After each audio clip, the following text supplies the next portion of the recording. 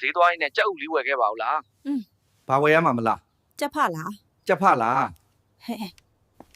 ဒီနဲ့ကြက်ဖကြီးရပြီဒီကောင်ကအော်တန်ကောင်းပြီအရွယ်စားလဲရှေ့ပဲ ဟဲကိုကျော်ရဲဖဖကျမကကြက်ဥဝယ်ခိုင်းတာလေဘလို့ရှင်းထားတဲ့ကြက်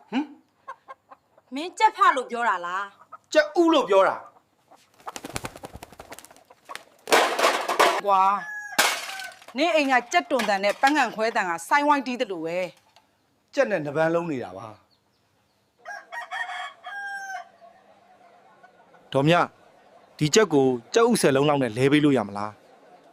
ဟေးကြောဒီကြက်ဖကြီးကိုခင်ဗျာခုနကပဲဝမ်းသာအားရဝေသွားတာမဟုတ်ဘူးလား အခုဘလို့ပြန်လဲကျင်တာလဲ ကျွန်တော်မိမကကြက်ဥတောင်းတာကိုကျွန်တော်ကကြက်ဟုတ်လို့ကြားဖက်ပြီးဝယ်လာဟေးမင်းဆောက်ဆရာ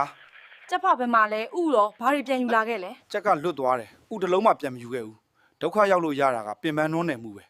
ကဲပါကိုကျော်ရဲလာပါ လာ ခောက်ဆွဲပြုတ်ပဲစားလိုက်ရအောင် ဟဲ့